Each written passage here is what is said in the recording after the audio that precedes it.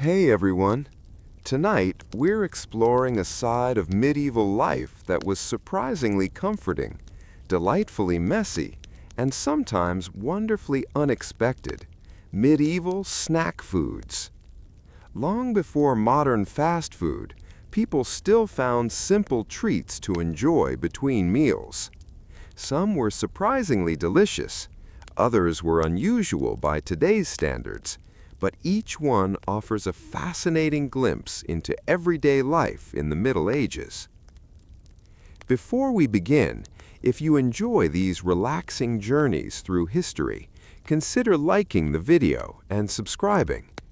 I'd also love to know where you're listening from and what time it is in your part of the world.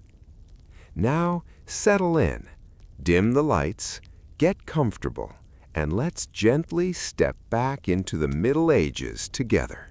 In a time when many everyday meals were simple and repetitive, apple fritters were considered one of the most enjoyable little treats. Warm, lightly sweet, and freshly cooked, they offered a welcome change from the usual fare. They were perhaps the closest medieval equivalent to a modern donut, though much simpler and made with whatever ingredients were available locally. The apples used were nothing like the perfectly polished fruit found in modern supermarkets. They were usually small, tart varieties grown in village orchards or behind local taverns. Chopped apples were mixed into a rustic batter made from flour, eggs, and sometimes a little ale, which was often preferred for cooking because it was commonly available and added extra flavor. The mixture was then carefully fried in a large pan until crisp on the outside and soft in the center. Freshly cooked apple fritters were a comforting sight at fairs, markets, and village celebrations. Wealthier families might sprinkle them with a little imported sugar, while most people enjoyed them with honey or lightly spiced syrup. Even these simple additions made the treat feel special and provided a welcome break from meals that often relied heavily on vegetables and grains. Apple fritters quickly became a favorite among children and adults alike. They were easy to carry while walking through busy marketplaces, making them one of the most popular street foods of the medieval world. Of course, not every batch turned out perfectly. Sometimes the apples were especially tart, and occasionally the batter became a little too dense. Yet, when everything came together just right, these humble pastries offered one of the most satisfying treats available. If apple fritters resembled a medieval donut, then fresh cheese curds could almost be considered the medieval version of a convenient snack. Small, filling, and easy to carry, they became a dependable favorite for farmers, travelers, and families alike. They weren't especially fancy, but their simplicity was exactly what made them so appealing. Fresh cheese curds were created during the early stages of cheese making. Milk was gently separated into curds and whey using traditional natural methods that had been passed down through generations. The curds were lightly pressed, seasoned with salt, and enjoyed while still fresh. Their texture could vary from soft and creamy to pleasantly firm, making each batch a little different from the last. These fresh curds required no grand celebration to enjoy. Travelers packed them for long journeys, monks included them in everyday meals, and children happily snacked on them whenever they were available. Some people added them to hearty stews, while others simply enjoyed them on their own. In a world without modern refrigeration, simple foods like these were both practical and comforting. Although the flavor could vary depending on how recently they had been made, fresh cheese curds remained a reliable favorite throughout the Middle Ages. They were nourishing, portable, and satisfying, qualities that made them one of the era's most appreciated everyday snacks. Not every medieval attempt at creating a sweet treat relied on fruit. Sometimes cooks looked toward humble vegetables instead.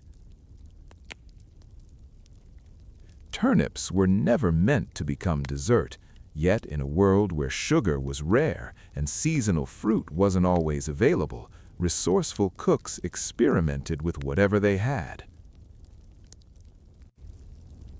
From that creativity came the surprisingly memorable turnip pie, a reminder that medieval kitchens were often filled with imagination as much as necessity. Turnip pie was sometimes much better than people expected. Tender mashed turnips were blended with eggs,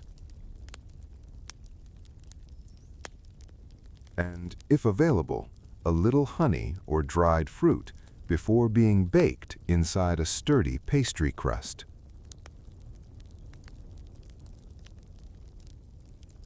The result was surprisingly enjoyable. At its best, it was warm, gently sweet, and carried the comforting flavor of slow-cooked root vegetables.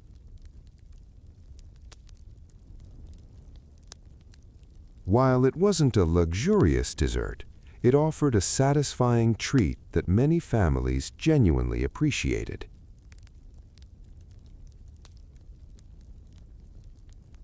There were two main reasons why turnip pie became so popular.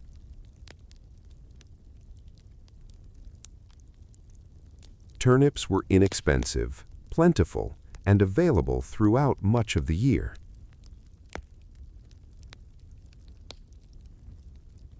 Baking them inside a pastry crust transformed a simple vegetable into something that felt much more special.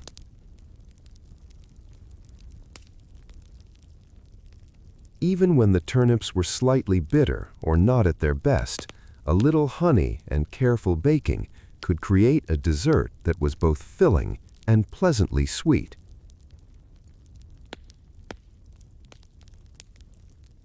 It wasn't cheesecake by any means, but for medieval Europe, it was an impressive example of making the most of everyday ingredients.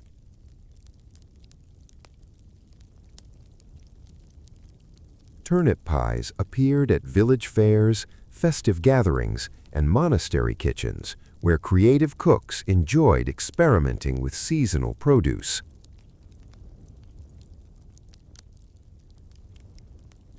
Some recipes included warming spices such as nutmeg or pepper, while others added raisins for an extra touch of sweetness.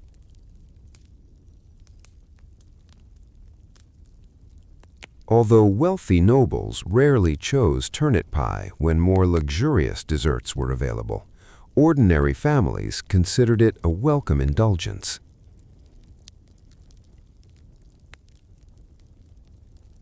Its affordability, comforting texture, and mild sweetness allowed it to remain a beloved part of medieval cooking for generations.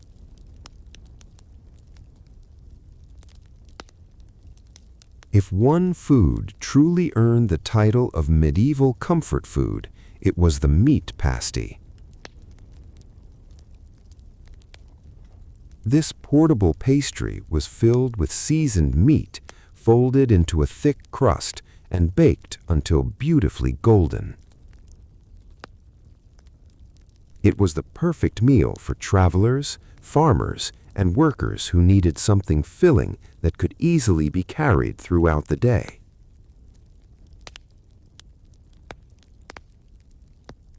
One of the greatest strengths of the meat pasty was its convenience.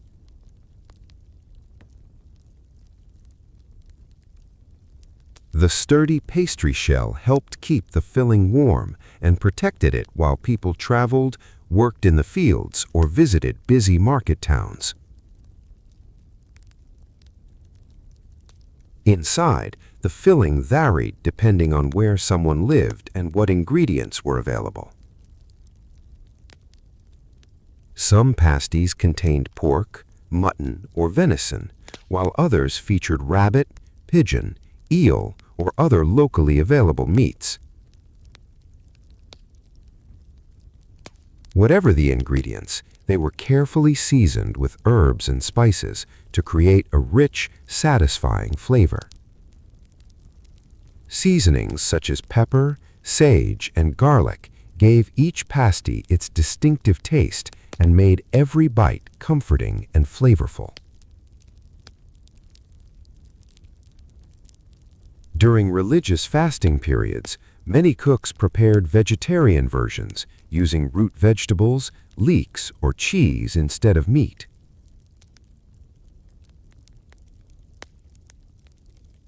These pasties became favorites among people from every walk of life because they were warm, hearty, and dependable. Many workers even marked their pasties with simple symbols or initials so they could easily recognize their own meal. Some crusts were intentionally made thicker along one edge, creating a convenient handle while eating. These thoughtful little details show how practical medieval cooking often was, combining convenience with simple but satisfying flavors. After a hearty meal, medieval diners often enjoyed candied fennel seeds. These tiny treats served both a sweet snack and a traditional digestive. Their delicate sugar coating surrounded fragrant fennel seeds, creating a pleasant balance of sweetness and gentle herbal flavor. Because sugar was expensive and carefully prepared by hand, candied fennel seeds were especially common in wealthy households. Guests were often offered a small handful after dinner as a refreshing finish to the meal. The natural licorice-like flavor of fennel, combined with the crisp sugar shell, created a distinctive taste that many people came to appreciate. People also believed fennel supported comfortable digestion after large feasts. While the sweet coating made the seeds more enjoyable, they remained pleasantly crunchy and were usually eaten slowly. Families with fewer resources sometimes created simpler versions using honey and local herbs, allowing more people to enjoy a similar treat. Although these little sweets never filled the stomach, they added an elegant finishing touch to any medieval meal. Among medieval desserts, honey cake held a very special place. Before refined sugar became widely available, honey was the sweetener that brought warmth and richness to baked treats. Bakers combined flour, water, and generous amounts of honey to create dense, satisfying cakes that could remain fresh for quite some time. The finished honey cakes were firm, pleasantly chewy, and deeply comforting. Depending on how recently they had been baked, they could be wonderfully soft or delightfully hearty. Whether enjoyed during festivals, family gatherings, or quiet evenings at home, honey cake remained one of the sweetest and most cherished treats of medieval Europe, reminding people that even the simplest ingredients could create something truly memorable. Turn up the flavor just a little, and honey cakes became even more special. Wealthier households often added prized spices such as nutmeg, cloves, or cinnamon, transforming a simple cake into something guests would remember long after the celebration ended.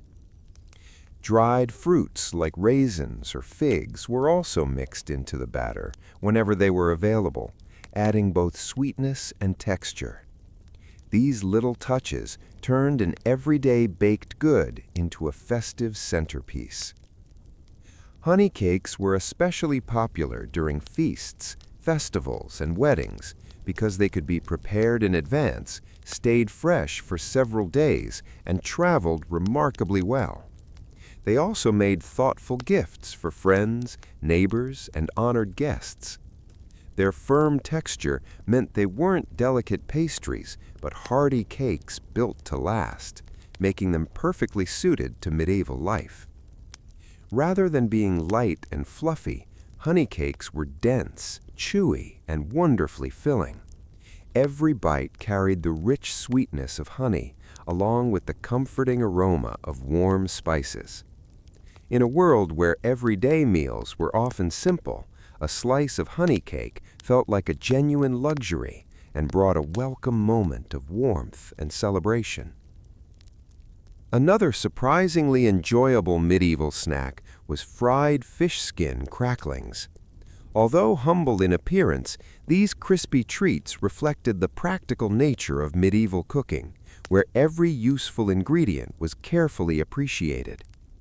Fish skin was lightly fried until golden and crisp, creating a snack with a rich, savory flavor and an unexpectedly satisfying crunch.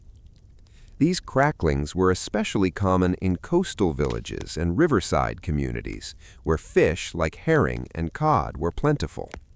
After the main portions of the fish were prepared for meals, the remaining skin could be transformed into a delicious snack instead of being wasted.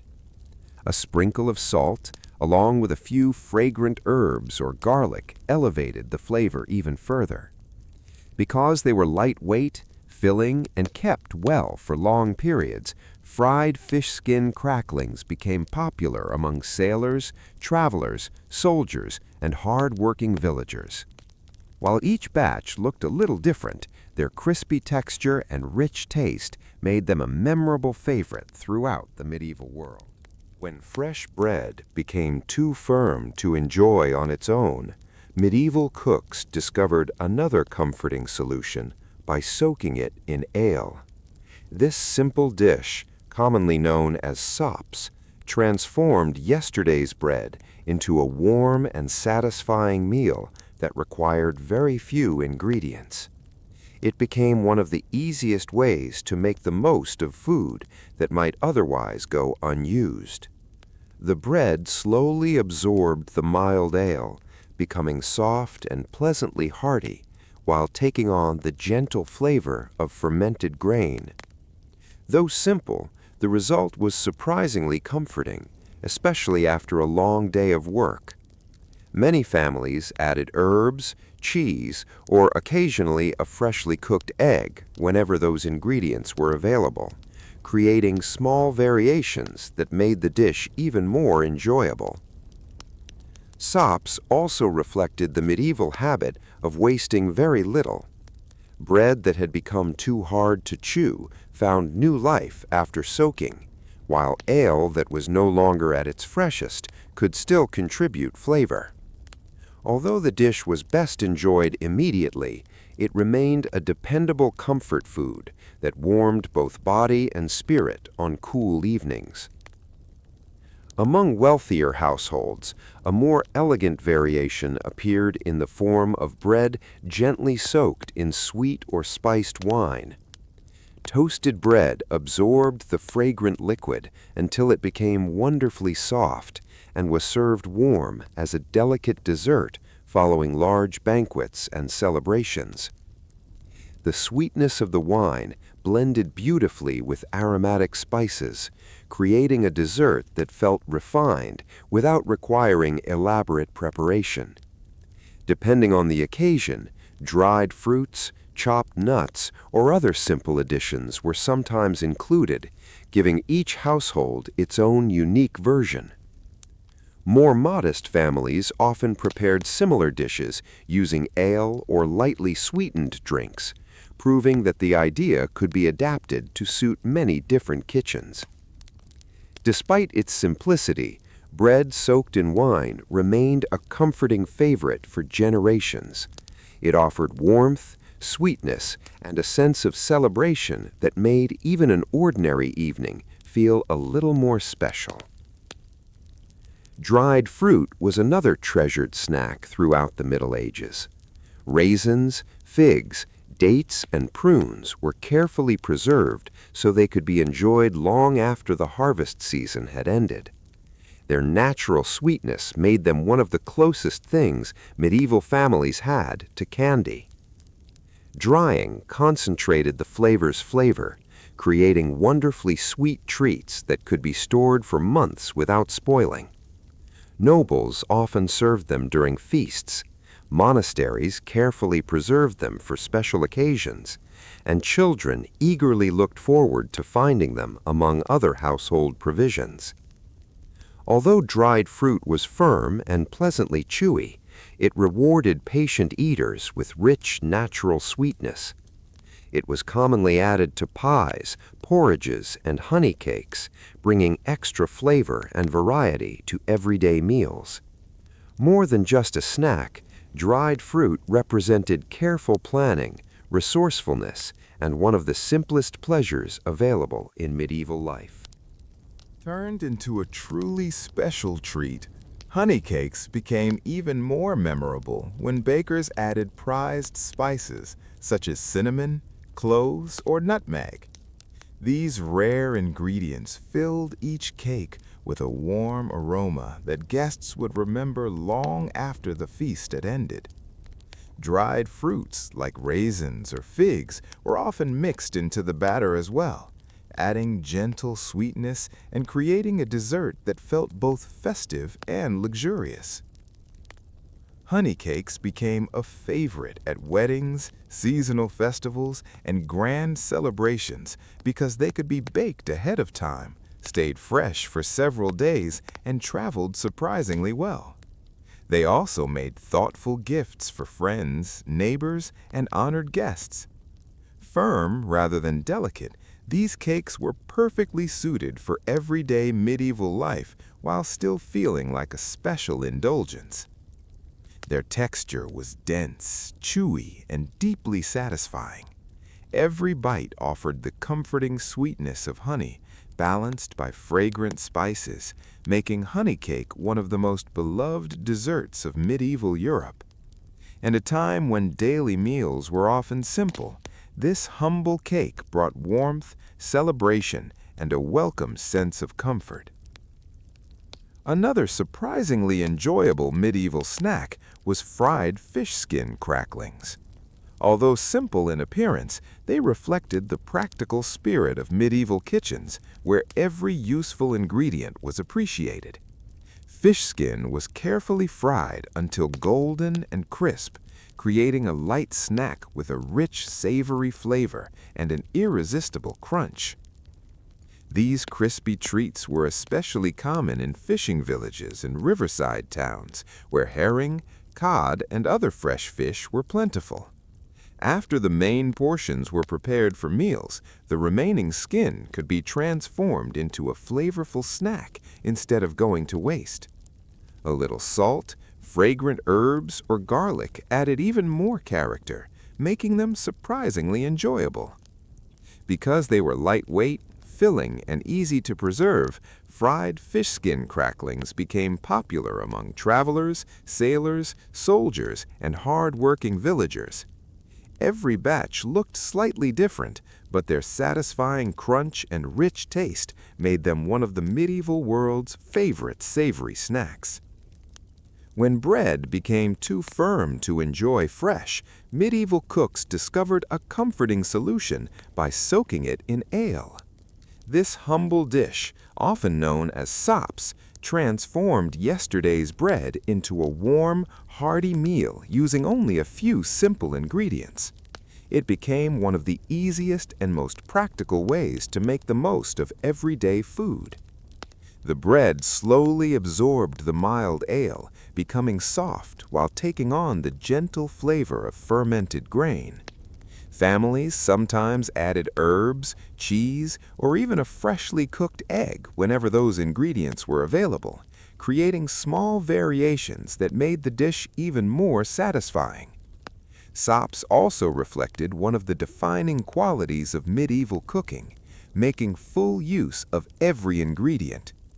Bread that had become too firm found new life after soaking, while ale, nearing the end of its freshness, still contributed wonderful flavor. Best enjoyed warm beside the fire, it remained one of the era's simplest comfort foods. Among wealthier households, another refined variation appeared, in the form of bread gently soaked in sweet or lightly spiced wine. Toasted bread absorbed the fragrant liquid until it became wonderfully soft and was served warm as a delicate dessert during banquets and festive gatherings. The sweetness of the wine blended beautifully with aromatic spices, creating an elegant dish that required surprisingly little preparation. Depending on the occasion, dried fruits, chopped nuts, or other simple additions were included, giving every household its own distinctive version. More modest families often adapted the idea using ale or other locally available drinks, proving the recipe could be enjoyed in many different ways. Though simple, bread soaked in wine remained popular because it combined warmth, sweetness, and comfort into a memorable ending for any special meal. Even ordinary ingredients could feel wonderfully luxurious with a little imagination. Dried fruit was another treasured delicacy throughout the Middle Ages. Raisins, figs, dates, and prunes were carefully preserved after harvest so they could be enjoyed throughout the year. Their concentrated sweetness made them one of the closest things medieval families had to candy. Wealthy households sometimes served dried fruit wrapped in pastry, lightly flavored with fragrant rosewater, or paired with sweet wine during elegant feasts. For most ordinary families, however, dried fruit remained a rare seasonal treat, enjoyed during holidays, weddings, or other joyful celebrations.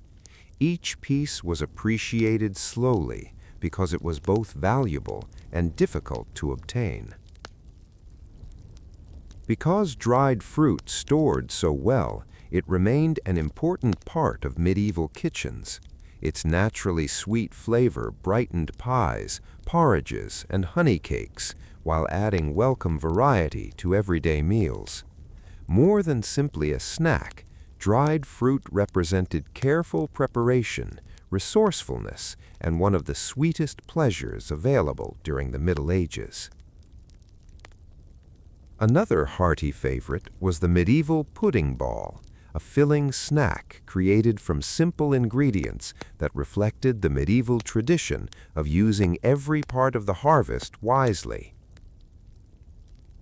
Oats, onions, herbs, rich seasonings, and other available ingredients were combined into satisfying bites before being carefully cooked until crisp outside and soft within. These savory treats were rich, nourishing, and easy to carry, making them especially popular during colder months. Travelers, market visitors, and hard-working villagers appreciated them because they provided lasting energy and were simple to enjoy while on the move. Though their appearance was humble, they became a dependable comfort food throughout medieval Europe. Medieval pancakes were quite different from the fluffy versions we enjoy today. Made from flour, eggs, and either water or ale, the batter was poured onto a hot iron griddle where it cooked into thin pancakes with crisp edges and pleasantly chewy centers. Every batch was slightly different, giving each meal its own character. Sometimes cooks sweetened them with honey, while others added herbs, onions, or cheese to create a more savory flavor. They appeared across tables across every level of society, from humble cottages to noble households, and became especially popular during fasting seasons, when simple, meat-free dishes were preferred. Their versatility made medieval pancakes one of the era's most dependable foods, whether served sweet or savory, fresh from the griddle or enjoyed later in the day. They remained a comforting favorite for generations. Another familiar sight across medieval Europe was the wafer. Thin, crisp, and wonderfully light, these simple biscuits appeared at village fairs, outside churches, and during many religious festivals. Made from a delicate batter of flour, water, and eggs, they were cooked between beautifully patterned wafer irons that often left decorative designs on the finished biscuits. Although their flavor was gentle, wafers were appreciated for their crisp texture, elegant appearance, and convenience. Wealthier families sometimes served them alongside fruit or soft cheese, while street vendors sold fresh wafers to visitors leaving local celebrations. They became one of the most recognizable light treats of the Middle Ages. Among the finest sweet delicacies enjoyed by medieval nobles was preserved fruit, known as succat. Fruits such as oranges, dates, or ginger were slowly simmered in honey or sugar syrup until beautifully preserved, creating colorful treats with remarkable sweetness and a jewel-like appearance. Preparing succat required patience and valuable ingredients, making it a luxury reserved for special occasions such as weddings, royal visits, and grand banquets. Presented in decorative dishes, these preserved fruits symbolized both hospitality and prosperity. For many guests, receiving even a single piece felt like a memorable privilege. To conclude this remarkable journey through medieval snacks, few dishes were as beloved as fried eel. Found in rivers across Europe, eel was plentiful, affordable, and surprisingly flavorful when carefully prepared. After being cleaned, seasoned with herbs, and gently fried until crisp, it became a rich and satisfying meal enjoyed by people from every level of society. Fried eel appeared at fairs, roadside inns, family feasts, and even during certain religious fasting periods.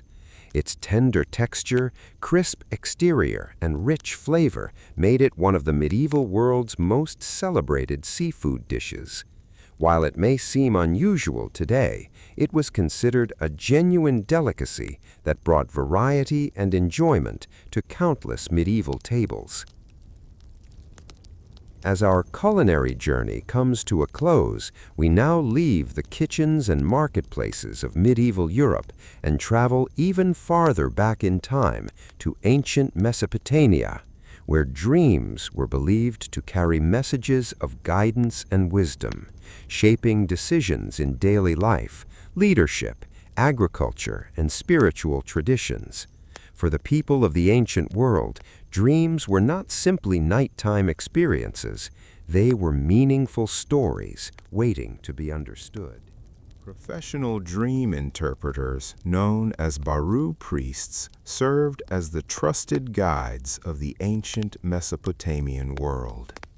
Rather than simply guessing the meaning of dreams, they studied extensive collections of omen texts and dream manuals that had been carefully preserved over generations. These scholars believed that every dream carried a meaningful message and that understanding those symbols could help people make wiser decisions in daily life. Their dream manuals organized hundreds of common dream symbols and connected them with possible future events. Dreaming about ripe dates was often considered a favorable sign, while dreams involving missing teeth or falling from a high place were usually interpreted as warnings to remain cautious. To the Mesopotamians, dreams followed a divine pattern that reflected the hidden order of the universe rather than random imagination. Dream interpretation was only one part of their spiritual practice. Kings and rulers sometimes sought guidance through dream incubation, spending the night inside sacred temples after completing rituals of fasting, purification, and prayer. They believed these peaceful surroundings encouraged meaningful dreams and strengthened their connection with the divine.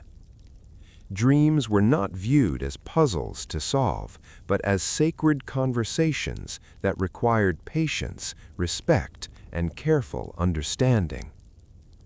In ancient Egypt, dreams held an equally important place in everyday life. Egyptians believed dreams carried messages from the gods, honored ancestors, or even from a person's spiritual essence. Every dream, whether comforting or unsettling, was thought to contain guidance, encouragement, or an important lesson. By the time of the New Kingdom, Egyptian scholars had begun recording dream interpretations on papyrus scrolls, creating some of history's earliest dream manuals. One famous example, known today as the Ramses Dream Book, listed hundreds of dream scenarios and explained whether each one was considered favorable or unfavorable. These interpretations reflected centuries of religious tradition and careful observation. The symbolism often surprised modern readers. Dreaming of eating crocodile meat, for example, was considered an especially fortunate sign because the crocodile represented the powerful god Sobek. Each interpretation reflected the symbolic language of Egyptian religion rather than everyday logic, creating a fascinating system that connected dreams with spiritual meaning. Temple priests also practiced dream incubation. People seeking healing or guidance would spend the night inside sacred temples after prayer and purification, hoping to receive meaningful dreams. Dreams played an important role in religion, medicine, and personal well-being, and protective rituals or symbolic amulets were sometimes recommended to encourage peaceful sleep and positive visions. For the ancient Greeks, dreams represented a bridge between the human world and the divine. One of the best-known traditions centered on Asclepius, the god of healing. Across Greece, visitors traveled to his temples seeking comfort, guidance, and renewed health through carefully prepared periods of sacred sleep. Before resting inside the temple, visitors completed cleansing rituals that often included bathing, fasting, and prayer. They believed these preparations opened the mind to meaningful dreams. Many later described visions in which Asclepius appeared, offering reassurance or symbolic guidance that inspired hope and recovery. Greek physicians also valued dreams as clues to a person's physical and emotional well-being. They believed certain dreams reflected ordinary concerns, such as diet or stress, while others carried deeper spiritual significance. Dream readers became respected members of society, helping people understand symbols that might offer wisdom, encouragement, or practical guidance. Among the most influential dream scholars was Artemidorus of Daldis, whose famous work, the Anerocritica, became one of history's most important books on dream interpretation.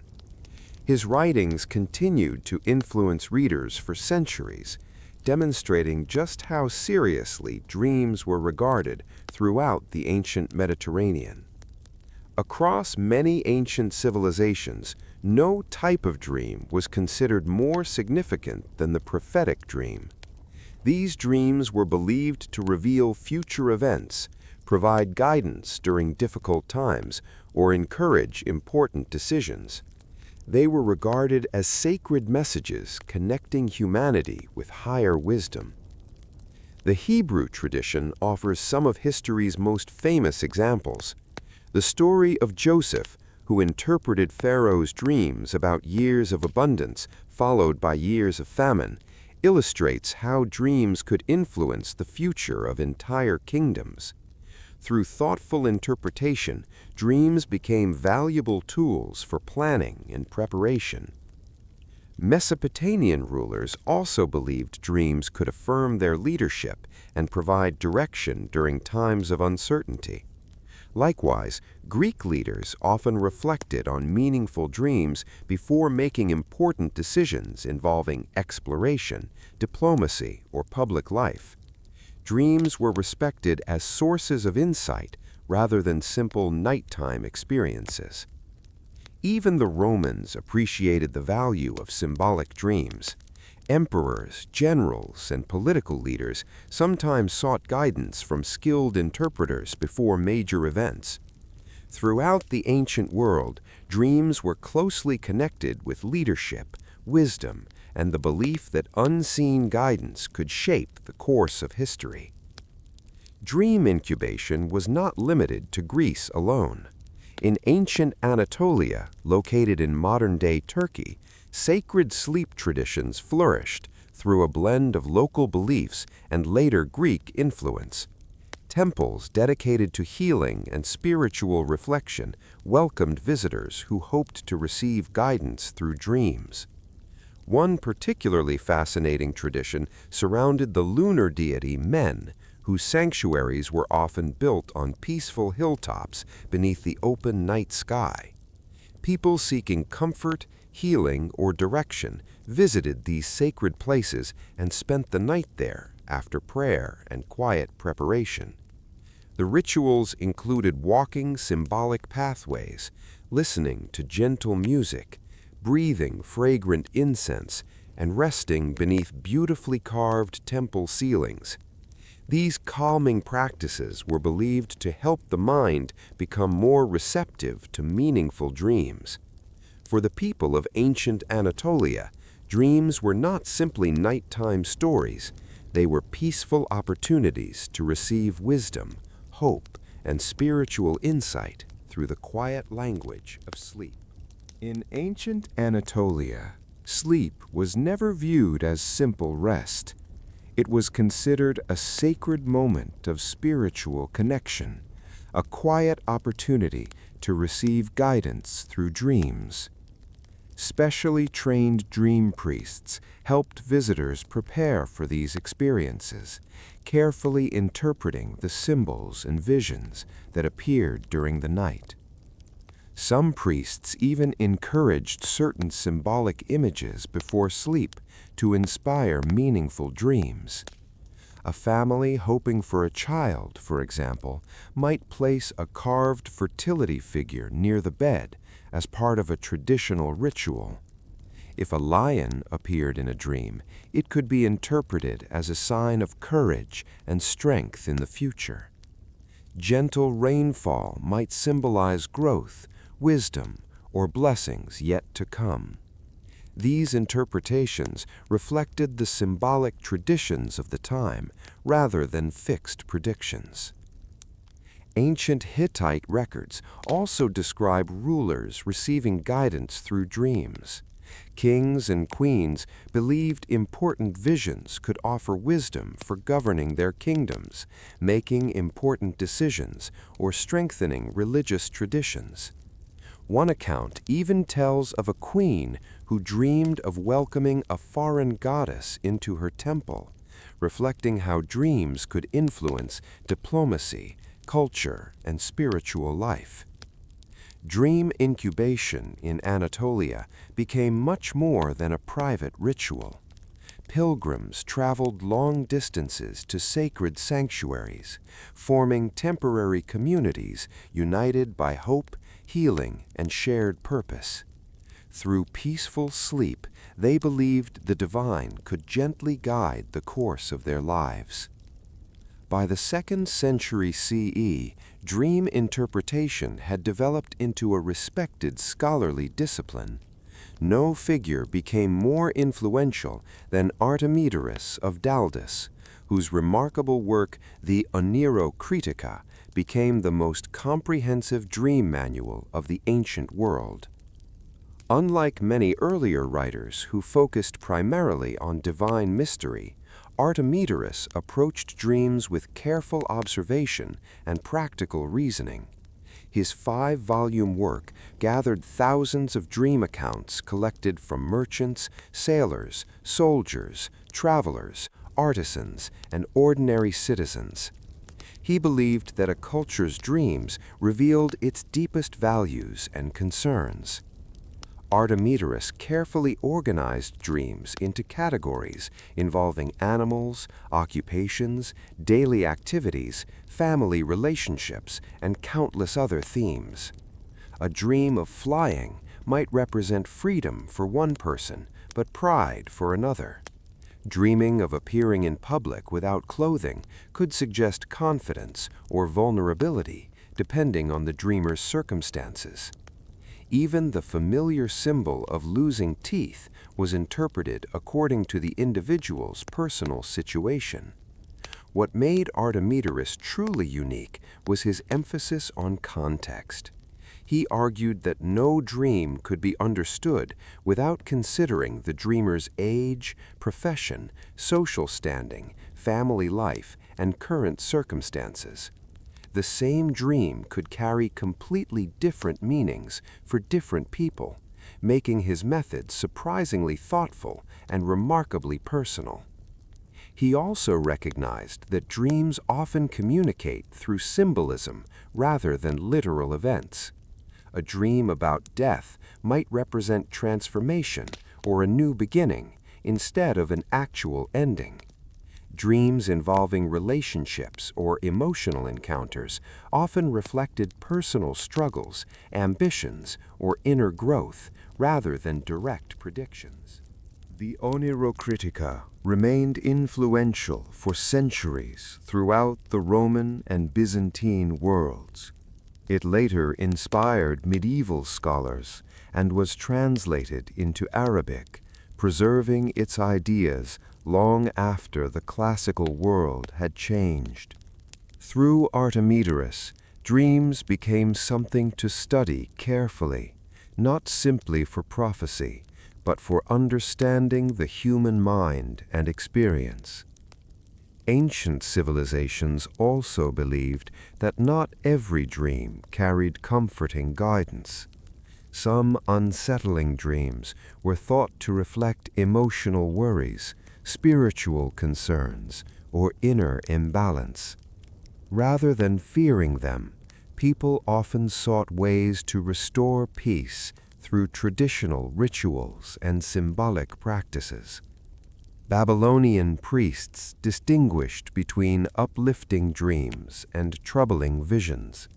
If someone experienced a particularly disturbing dream, they might perform cleansing ceremonies, offer prayers, or use symbolic objects believed to encourage protection and peace of mind. Cedar incense, protective charms, and comforting rituals were all part of these traditions.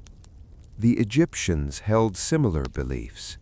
Protective amulets bearing the Eye of Horus or the image of the household guardian Bes were commonly used to encourage peaceful sleep and reduce frightening dreams. Some people also recited special prayers upon waking, believing these words could remove the lingering effects of an unpleasant dream and restore emotional balance. Greek philosophy viewed troubling dreams from another perspective. Some thinkers believed they reflected tension between reason and emotion rather than external forces.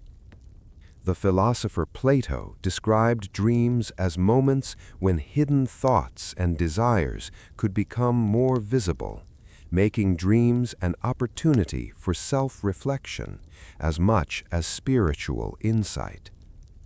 The Romans also paid close attention to symbolic dreams involving animals such as owls, snakes, or wolves. Rather than seeing them as certain predictions, many regarded them as reminders to remain cautious, thoughtful, and attentive to important decisions. Across the ancient world, dreams continued to serve as meaningful connections between everyday life and humanity's search for wisdom. Dreams also played an important role in leadership and public life. Throughout history, rulers, generals, priests, and advisors sometimes shared remarkable dreams to inspire confidence, strengthen public support, or explain important decisions. Whether every account reflected an actual dream or later storytelling, these narratives became powerful parts of historical tradition. One famous example comes from Alexander the Great, who was said to have dreamed that the god Ammon welcomed him as a son before his journey to Egypt. When priests at the Siwa oasis later confirmed this vision, the story strengthened Alexander's reputation as a ruler favored by the divine, inspiring loyalty among his followers. Similar traditions appeared in ancient Rome. Augustus was remembered for dreams associated with his victory at the Battle of Actium, and these stories later appeared in literature and official art. Such narratives helped present political success as part of a larger sense of destiny and divine approval. Priests and temple officials also played important roles in interpreting these symbolic dreams. Positive visions could encourage confidence during times of uncertainty, while more cautious interpretations often reminded leaders to govern wisely and thoughtfully. Rather than serving only personal curiosity, dreams became part of the cultural language through which ancient societies explored leadership, responsibility, and hope for the future. Queen Hatshepsut of ancient Egypt presented her rule as part of a sacred destiny. Temple inscriptions describe how the god Amun appeared to her mother in a dream, announcing that Hatshepsut was chosen to become ruler. By connecting her reign with a respected spiritual tradition, she reinforced her position on a throne that was traditionally dominated by male rulers. In the Hebrew tradition, dreams also carried great significance. The prophet Daniel famously interpreted King Nebuchadnezzar's dream of a great statue, explaining it as a symbolic vision of the rise and fall of powerful kingdoms. These dream interpretations became memorable stories that connected wisdom, leadership, and history through powerful symbolism. Across many ancient civilizations, dreams often helped leaders express that their decisions reflected something greater than personal ambition. Whether viewed as sincere spiritual experiences or meaningful cultural narratives, dreams became powerful symbols that shaped public imagination and historical storytelling. Although the temples have long since faded and the ancient dream interpreters are now part of history, their ideas continue to influence the modern world. Humanity's fascination with dream symbolism, recurring dreams, and mysterious nighttime experiences can be traced back to these early civilizations that searched for meaning within sleep. During the medieval period, many of these traditions continued to evolve. Islamic scholars translated classical dream manuals into Arabic, expanding their ideas and preserving ancient knowledge. Within Islamic scholarship, dreams became respected as meaningful spiritual experiences that could encourage reflection and personal growth. At the same time, Christian monks and theologians carefully recorded the dreams and visions of saints and respected religious figures. Once again, sleep was viewed as a special moment in which wisdom, guidance, and inspiration could quietly emerge. Centuries later, dreams entered a new chapter with the work of Sigmund Freud. Although he approached dreams from a psychological rather than religious perspective, he continued using symbols, metaphors, and hidden meanings to understand the human mind. In The Interpretation of Dreams, Freud suggested that dreams reflected unconscious thoughts, emotions, and desires. His student, Carl Jung, expanded these ideas by introducing universal archetypes such as the hero, the wise old man, and the shadow. These symbolic figures resemble many of the timeless characters that appear throughout ancient myths and dream traditions across different cultures. Modern neuroscience offers another perspective. Research into REM sleep, lucid dreaming, memory, and emotional processing continues to show that dreams are remarkably complex. While today's science explains dreams differently than ancient cultures did, it still recognizes that dreams reflect important processes within both the mind and the body. Dreams also remain deeply woven into modern culture. Films, novels, artwork, journals, and personal reflection continue to explore the mysterious world of sleep. Even after thousands of years, people are still captivated by the possibility that dreams may reveal something meaningful about ourselves. In the end, ancient civilizations may not have possessed modern laboratories or brain imaging technology, yet they recognized something timeless. Dreams have always inspired curiosity, reflection, and wonder. Whether viewed as symbols, memories, imagination, or personal insight, they continue to invite the same enduring question. By the middle of the 19th century, the United States was expanding rapidly across the continent. California had officially become a state nearly a decade earlier, yet it often felt remarkably distant from the rest of the nation. While eastern states enjoyed growing cities, telegraph lines, and expanding railroads, much of the western frontier remained remote and difficult to reach. Sending a letter from New York to San Francisco often required 3 or 4 weeks, and sometimes even longer. Weather, transportation delays, and the enormous distance frequently slowed communication, making every message a long journey across the continent. The existing mail routes were far from efficient.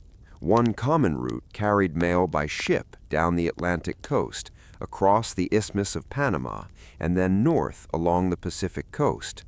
Another relied on overland stagecoaches that struggled through muddy roads, snow-covered mountain passes, deserts, and countless natural obstacles. These delays became more than an inconvenience. Government leaders worried that California's growing isolation could weaken its connection with the rest of the country during a period of increasing political uncertainty. Forward-thinking entrepreneurs proposed an ambitious solution: build a relay system across the American West using fast horses and highly skilled riders. If each rider traveled only a short distance before handing the mail to the next, perhaps messages could cross nearly 2,000 miles in only 10 days instead of several weeks. The proposed route would stretch from St. Joseph, Missouri to Sacramento, California, crossing mountains, deserts, rivers, and vast stretches of frontier. It was an extraordinarily ambitious idea, Yet, if successful, it promised to become the fastest communication network ever built between the eastern and western United States, bringing a growing nation closer together than ever before. America was expanding far more quickly than its transportation and communication networks could keep pace. As new communities spread across the continent, the need for faster communication became impossible to ignore. Out of determination, innovation, and frontier ambition, a remarkable solution emerged, one saddlebag at a time. The Pony Express was about to begin its legendary journey. The Pony Express was created by three experienced businessmen from the freight and stagecoach company Russell, Majors, and Waddell. Based in Missouri, William H. Russell, Alexander Majors, and William B. Waddell had already built successful careers transporting freight and government supplies across the western frontier. In 1860, they embraced an even bolder challenge, delivering mail to California faster than anyone believed possible. For William H. Russell, the project carried personal significance as well. Following financial setbacks and business difficulties, he hoped the Pony Express would restore both his reputation and his company's standing. Success could also lead to an important federal mail contract, making the venture both ambitious and deeply practical. Alexander Majors became the operational architect of the service. Known for his discipline and careful planning, he expected station managers and riders to follow strict standards of conduct, while organizing the entire relay network with remarkable precision.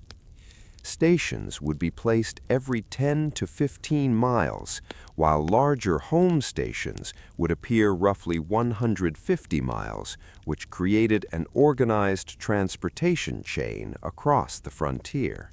William B. Waddell quietly managed the financial and legal responsibilities behind the scenes. While Russell promoted the vision and Majors built the system, Waddell ensured the company remained financially organized during one of the most ambitious transportation projects of its time. Together, the partners invested an enormous amount of money into the enterprise. They purchased more than 400 horses, recruited over 80 riders, and constructed nearly 190 relay stations across some of the most remote landscapes in North America. They understood the enormous risks involved, yet they also believed that solving America's communication challenge would earn a lasting place in history. Without direct government funding, they launched the Pony Express themselves.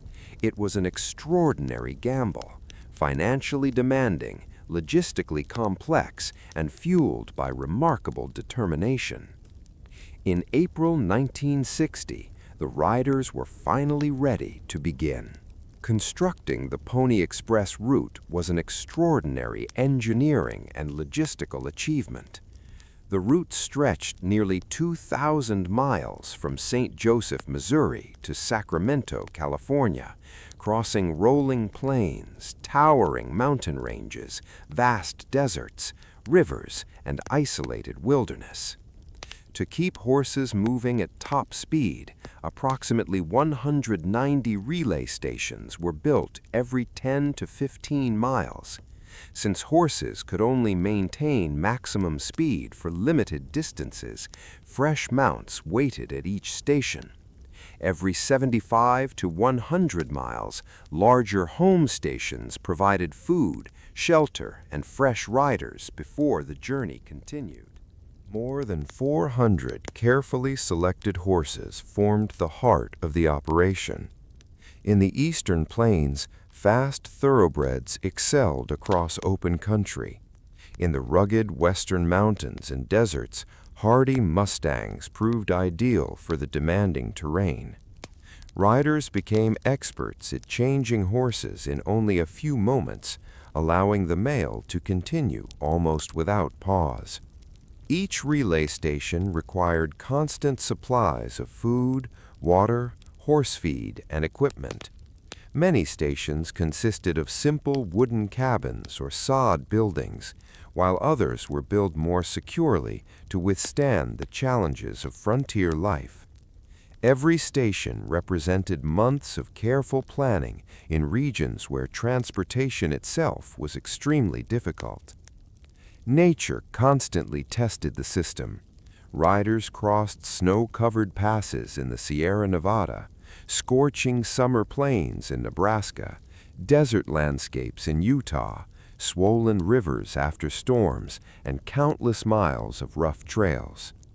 Despite these challenges, the relay system functioned with remarkable efficiency. By exchanging horses every few miles and changing riders at regular intervals, the Pony Express reduced coast-to-coast mail delivery to as little as 10 days, an astonishing accomplishment for its era. It became one of the greatest transportation accomplishments of 19th century America. On April 3, 1860, the Pony Express officially began its first journey. A crowd gathered in St. Joseph, Missouri, filled with excitement as the inaugural rider, most commonly believed to have been Johnny Fry, although historians continue to debate the details, prepared to depart. Carrying the specially designed leather mochila, the riders sped westward, while spectators celebrated the beginning of a new chapter in American communication. The mochila itself was brilliantly designed. Its 4 locked mail pockets fit directly over the saddle, allowing riders to transfer the entire mail bag from one horse to another within moments without unpacking anything. Every second mattered. Riders maintained remarkable speed throughout the journey, traveling through daylight and darkness across changing weather and difficult landscapes. The very first delivery reached Sacramento in just under 10 days, a remarkable success that amazed newspapers across the country. Although only a relatively small amount of mail traveled during that first trip, its symbolic importance was enormous. The Pony Express demonstrated that the American continent could be connected far more quickly than anyone had previously imagined, bringing distant communities significantly closer together. The true heroes of the Pony Express were its young riders. More than horses or relay stations, these determined couriers became the living symbol of the service's remarkable success. Most riders were teenagers, often between 16 and 18 years old. Their light weight helped horses maintain maximum speed over long distances, making physical endurance one of the most important qualifications. Popular stories describe recruitment notices seeking young, lightweight riders with exceptional riding skills and a willingness to face difficult journeys. Although historians question whether those advertisements appeared exactly as later legends describe them, they accurately capture the adventurous spirit of the Pony Express. Each rider typically covered 75 to 100 miles before passing the mochila to the next courier. They often traveled through darkness, rain, snow, and extreme temperatures, relying primarily on speed, experience, and careful horsemanship rather than confrontation whenever challenges arose. Several riders became famous in American frontier history.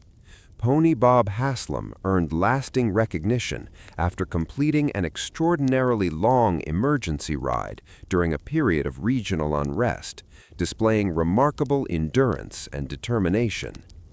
Buffalo Bill Cody later claimed to have ridden for the Pony Express as a teenager, although historians continue to debate the details of that story. Regardless of the legends, the daily reality required exceptional courage.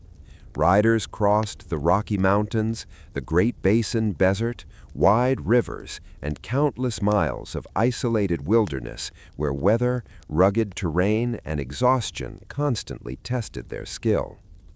Their remarkable dedication transformed the Pony Express into one of the most enduring symbols of America's frontier era. America was expanding far faster than its infrastructure could keep pace. Across the vast frontier, communities were growing, but communication remained painfully slow. Out of this challenge came an ambitious idea that would soon become one of the most remarkable chapters in American history. One saddlebag at a time, a bold new service prepared to connect the nation like never before. The Pony Express was about to begin. The Pony Express did not simply appear overnight. It was the vision of three determined businessmen from the freight and stagecoach company Russell, Majors, and Waddell. Based in Missouri, William H. Russell, Alexander Majors, and William B. Waddell already had years of experience transporting freight and government supplies across the American frontier.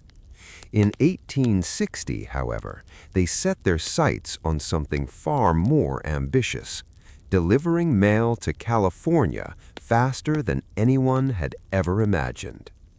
For William H. Russell, the project carried personal significance. After several financial setbacks, he hoped this daring venture would restore both his reputation and his standing with the federal government. If the relay system succeeded, the company believed it could secure an important national mail contract. Alexander Majors contributed the operational expertise. Known for his discipline and careful planning, he expected high standards from every employee. Riders and station keepers followed strict rules of conduct, while the entire relay system was organized with military precision. Relay stations were positioned roughly every 10 to 15 miles, with larger home stations located every 75 to 100 miles, ensuring fresh horses and rested riders were always available. William B. Waddell provided the financial and legal foundation that kept the enterprise moving forward. While Russell promoted the vision and Majors managed operations, Waddell handled the business side, helping the company navigate the enormous costs of launching such an ambitious service. Together, the three men invested hundreds of thousands of dollars into the project. They purchased more than 400 horses, recruited over 80 skilled riders, and established nearly 190 relay stations across some of the most isolated landscapes in North America. Everyone involved understood the risks. The route would be demanding, expensive, and filled with uncertainty. Yet they also recognized that solving America's communication challenge could permanently change the nation's future. Without direct government funding, they launched the Pony Express themselves. It was an extraordinarily bold undertaking, financially risky, logistically complex, and symbolic of the determination that defined the American frontier. By April 1860, preparations were complete. The Pony Express stood ready, and a remarkable race against time, distance, and nature was about to begin. Building the Pony Express route was an enormous logistical achievement. Stretching nearly 2,000 miles from St. Joseph, Missouri to Sacramento, California, the trail crossed sweeping plains, towering mountain ranges, high deserts, winding rivers, and countless natural obstacles. To keep riders moving at top speed, 190 relay stations were established along the route. Fresh horses waited every 10 to 15 miles, allowing riders to maintain an impressive pace. Larger home stations every 75 to 100 miles provided opportunities for rest, meals, and the transfer of mail to the next rider. The horses themselves formed the heart of the system. More than 400 carefully selected animals were chosen for their speed, endurance, and ability to handle different terrain. Swift thoroughbreds carried riders across the eastern plains, while sturdy mustangs excelled in the rugged mountains and deserts of the western frontier. At each relay station, riders performed a carefully practiced exchange. Within moments, they transferred the specially designed mochila, a leather mail pouch fitted over the saddle, to a fresh horse before continuing their journey. Every second mattered. Each station required constant supplies of food, water, horse feed, equipment, and maintenance. Many consisted of simple wooden cabins or sod shelters, while others were more substantial buildings prepared to withstand the harsh frontier environment. Weather presented one of the greatest challenges. Riders crossed snow-covered mountain passes, endured desert heat, battled powerful winds, and navigated muddy trails after heavy rains. Rivers could rise unexpectedly, and changing conditions demanded constant adaptability. Even with these difficulties, the relay system performed remarkably well. Fresh horses and carefully planned station spacing allowed mail to travel across the continent in as little as 10 days, a revolutionary achievement for its time. In an era when distance often meant isolation, the Pony Express created a vital thread connecting America's eastern cities with its rapidly growing western frontier, one galloping horse at a time. On April 3, 1860, that vision officially became reality. In St. Joseph, Missouri, a crowd gathered outside the Pikes Peak stables, eager to witness history. The inaugural rider, believed by many historians to have been Johnny Fry, mounted his horse, secured the leather mail pouch filled with mail, and raced westward as cheering spectators celebrated the beginning of an extraordinary journey. The first mail pouch carried letters, newspapers, and important messages destined for California. At the same time, another rider departed Sacramento heading east, beginning a carefully coordinated relay that would link both ends of the country. Between those two riders stretched nearly 2,000 miles of wilderness, 190 relay stations, and some of North America's most demanding landscapes. Yet the goal remained astonishingly simple: deliver the mail in just 10 days. Each rider carried the mochila from one station to the next before transferring it to another fresh horse. The specially designed leather pouch fit neatly over the saddle, allowing remarkably fast exchanges without unpacking the mail. Speed remained the highest priority.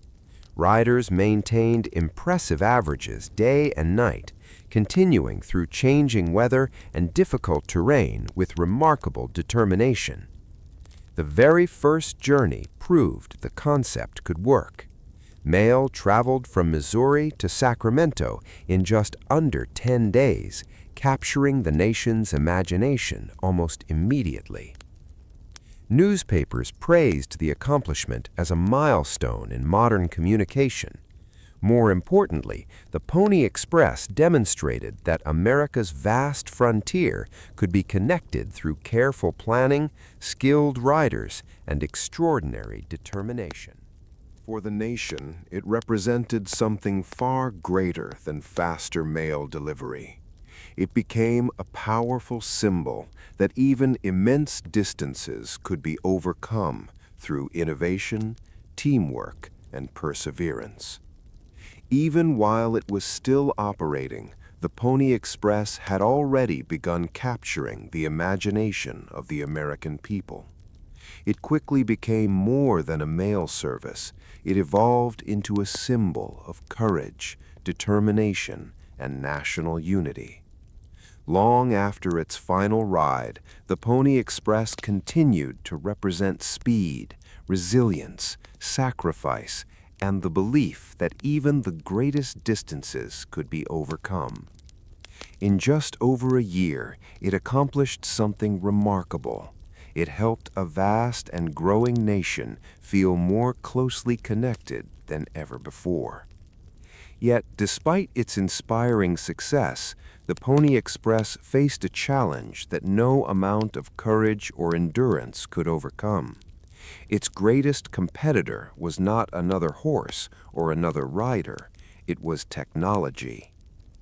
Only 2 days after the Pony Express officially began service in April 1860, construction started on the transcontinental telegraph.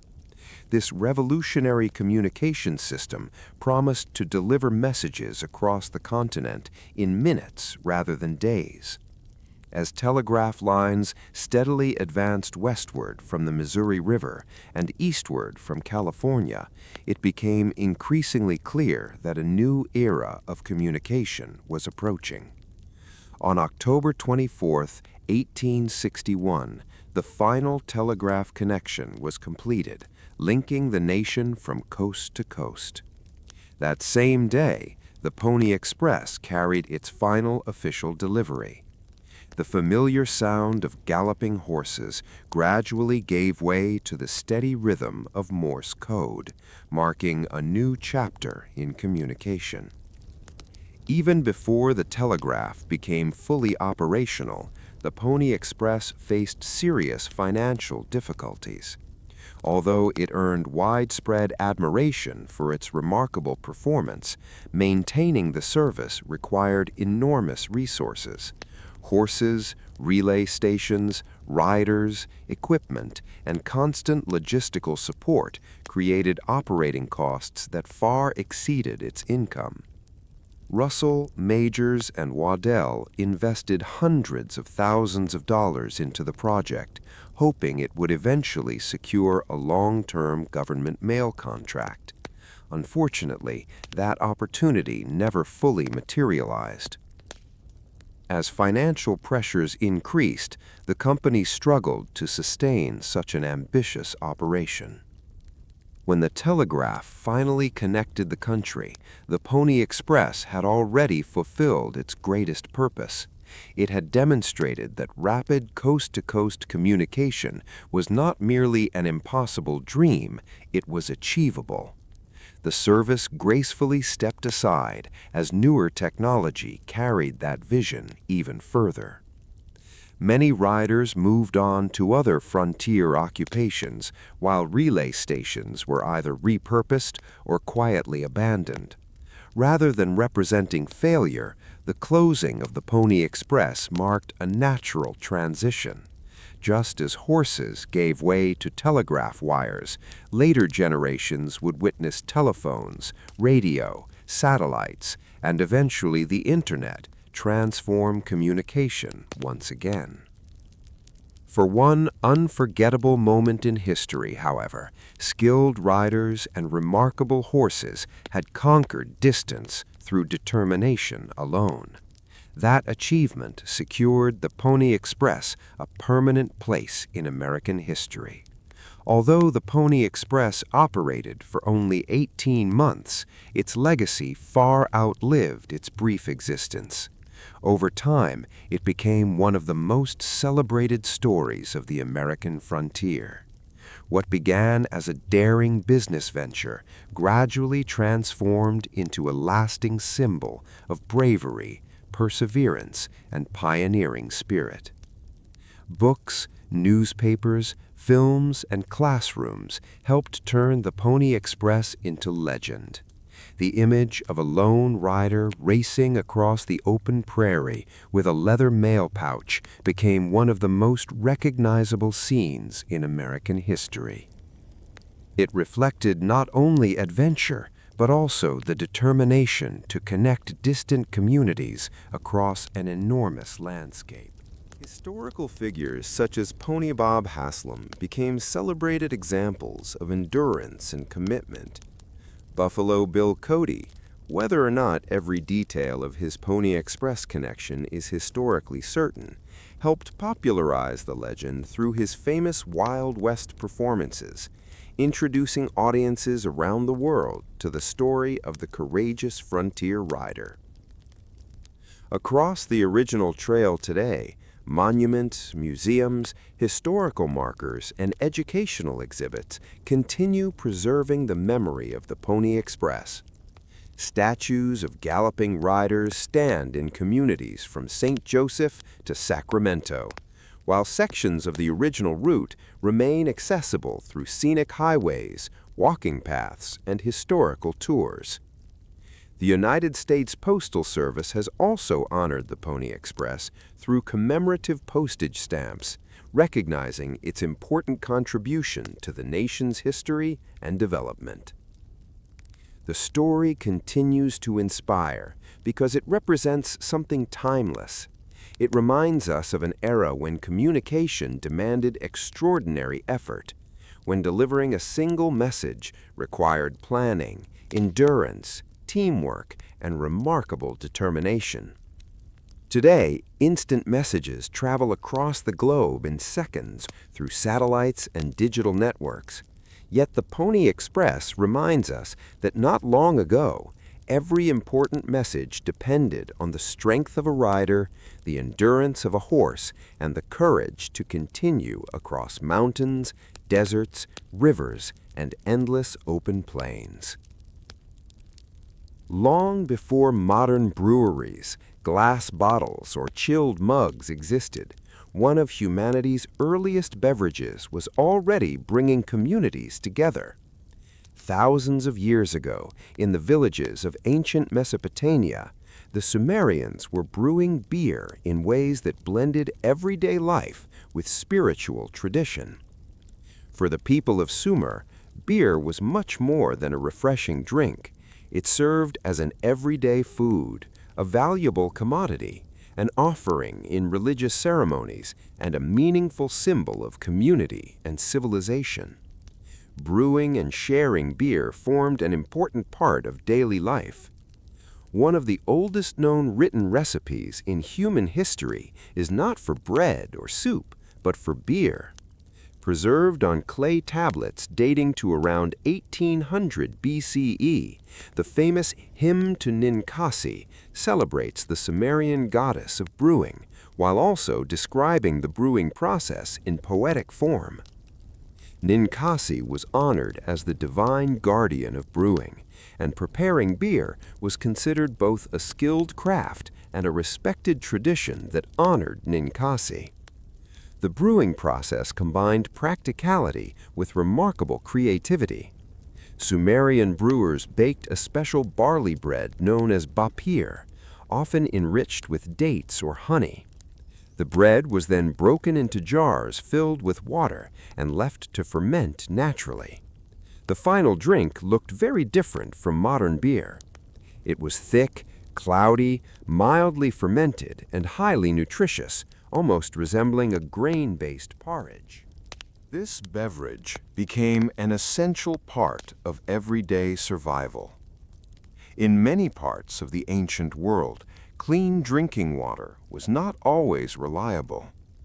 Because of the natural fermentation process, beer was often considered a safer and more dependable drink. Rich in calories and nutrients, it was enjoyed by laborers, priests, craftsmen, and rulers alike. Workers building temples, irrigation canals, and public projects frequently received generous beer rations as part of their wages.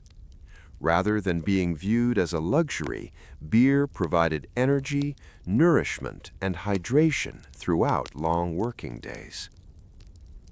Beer also brought communities together. Instead of drinking from individual cups, Families and neighbors often gathered around large ceramic vessels and drank through long reed straws, which helped filter out the grain sediment. These shared moments strengthened friendships, encouraged conversation, and reinforced the bonds of daily life. Across Sumer, beer became deeply connected with agriculture, law, commerce, and religious traditions. It reflected the rhythms of ordinary life while also playing an important role in ceremonies and celebrations. In many ways, beer became one of the defining elements of Sumerian civilization and inspired brewing traditions that would later spread throughout the ancient world. As brewing knowledge traveled from the valleys of the Tigris and Euphrates toward the Nile, the ancient Egyptians expanded the craft on an even greater scale. By the time Egypt's Old Kingdom flourished, beer had become one of the foundations of Egyptian society. It appeared at family meals, public celebrations, religious ceremonies, and important cultural traditions. Large breweries operated within temples and royal estates, producing enormous quantities of beer to support the growing population. Production was carefully managed by the state, with attention to quality, storage, and distribution. Brewing also created opportunities for many women, particularly those working in households, temples, and palace workshops. Their knowledge and experience helped preserve brewing techniques that would be passed from one generation to the next. Like the Nile itself, beer flowed through nearly every part of Egyptian civilization. It nourished communities, supported the economy, enriched cultural traditions, and became one of the enduring symbols of everyday life in the ancient world. Across many ancient civilizations, beer was far more than a simple drink. It was regarded as a meaningful connection between daily life and the spiritual world. The mysterious process of fermentation was not understood as chemistry, but a remarkable transformation of nature. Watching grain and water slowly become a nourishing beverage inspired a sense of wonder, and many people believed this gift came through divine blessing. In Sumer, this belief centered on the goddess Ninkasi, who represented brewing, abundance, and skilled craftsmanship. Her famous hymn served both as a respectful prayer and as a practical guide for brewers. Brewing was often approached with care and gratitude, and the finished beer was shared during temple ceremonies, community gatherings, and offerings that expressed appreciation for the gifts of nature. In ancient Egypt, beer became even more closely connected with religious tradition. Temples maintained their own breweries and regularly prepared large quantities for ceremonial use. During seasonal festivals, beer formed an important part of joyful celebrations that brought communities together. Stories from ancient Egyptian mythology even describe beer as a symbol of peace, balance, and renewal, reflecting its respected place within their beliefs. Priests and temple workers carefully supervised ceremonial brewing, while jars of beer were included among offerings presented during important religious occasions. Beer was also placed inside tombs together with bread and other necessities, reflecting the belief that life's important traditions continued beyond the earthly journey. Beyond temples, festivals often gathered entire communities around shared meals, music, and celebration. Beer became a symbol of friendship, gratitude, and unity. Whether honoring a successful harvest, celebrating seasonal change, or bringing families together, it represented harmony between people, nature, and tradition. Even in neighboring cultures throughout the ancient Near East, beer retained its connection with agriculture, fertility, and everyday life. While wine gradually became more common among royal courts and elite ceremonies, beer continued to represent the hard-working communities whose lives depended upon the land. It remained a comforting and familiar part of ordinary existence. Many historians now suggest that beer may have influenced the development of civilization itself.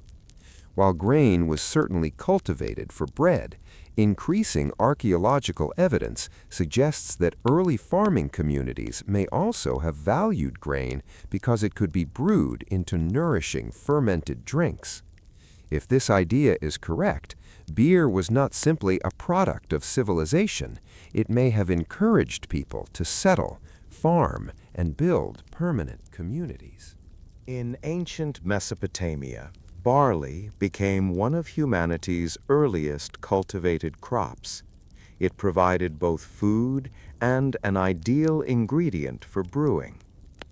Because fermented beverages could often be stored more safely than untreated water, they became especially valuable in regions where clean water was difficult to obtain throughout the year. Brewing also encouraged organization within growing settlements. Producing beer required grain collection, storage facilities, ceramic vessels, careful timing, and experienced workers. These practical requirements helped inspire new forms of cooperation, craftsmanship, planning, and record-keeping.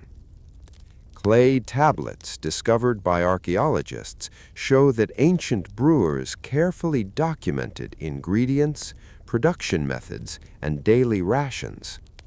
Although they had no scientific instruments, they developed reliable brewing techniques through generations of observation and experience. As cities such as Uruk and Babylon expanded, breweries became important parts of both temple economies and local governments. Beer was distributed to workers, artisans, soldiers, and administrators. Grain and beer also served as valuable economic resources, supporting taxation, trade, and organized food distribution.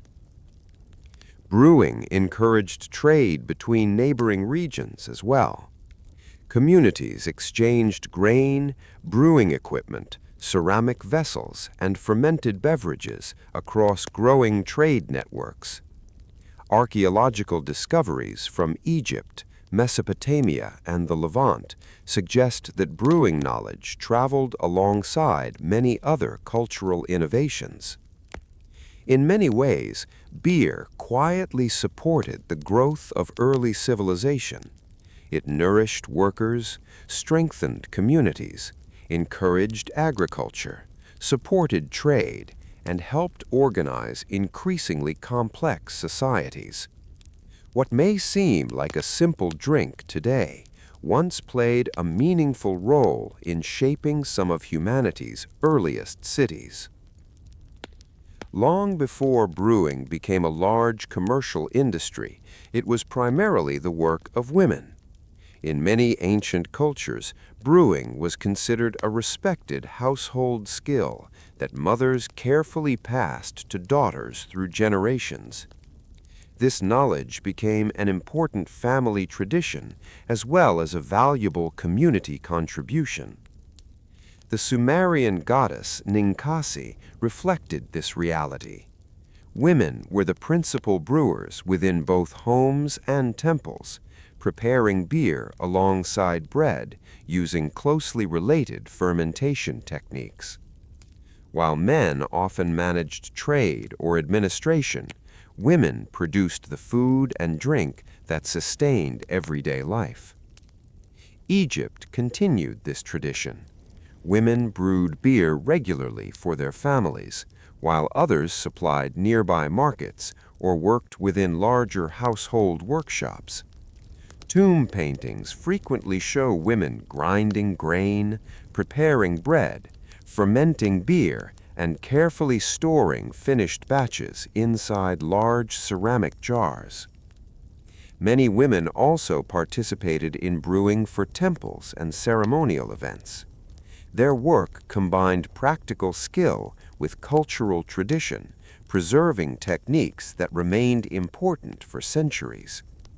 In several communities, experienced brewers earned respect for their craftsmanship and knowledge. Although commercial brewing gradually shifted toward larger professional operations over time, the earliest chapters of brewing history were shaped largely by women whose dedication, patience, and expertise helped preserve one of humanity's oldest traditions. And so, as our journey through the ancient world gently comes to an end, we're left with a quiet reminder that even the simplest traditions can leave an extraordinary legacy. From the first humble brewers of Mesopotamia to the great temples of Egypt, beer was never just a drink. It became part of everyday life, community, craftsmanship, and culture, quietly shaping civilizations in ways that still echo through history today. Thank you for spending this peaceful journey with me tonight. I truly appreciate you choosing to share these quiet moments together. If you found this story calming or interesting, you're warmly invited to subscribe to Sleeptale Histories. A gentle like, a thoughtful comment, or sharing this story with someone who enjoys relaxing history can help our little community continue to grow. Whenever you're ready for another quiet escape into the past, there will always be more peaceful stories waiting for you here. Until next time, rest well, sleep peacefully, and may your dreams carry you gently through the pages of history. Sleep well, and we'll see you in the next story. Good night, friend.